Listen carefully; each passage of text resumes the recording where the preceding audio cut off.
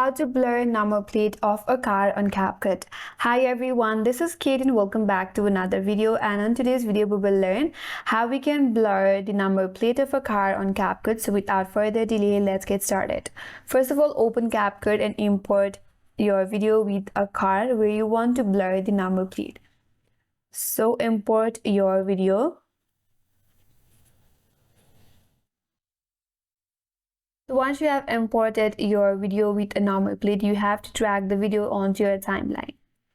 And here you have to drag the 2 copies of the video onto the timeline. And once you have both of your video onto the timeline, click on the first video. After you do that, head over to the effects section at the top, click on it. And here you have to add the blur. So click on the blur and then drag it onto the timeline and then add on to this first or at the top layer video. Once you have added the blur effect, if you want to adjust the strength of your blur, using the slide bar, you can either increase or decrease the strength of your blur. And once you're done, you can just leave it. Now you can click at outside of this video onto the timeline, click on the stop video.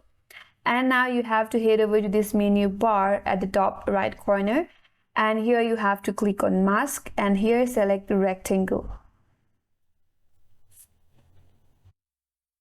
So once you are done with that, as you can see, there is this blur effect on this interface.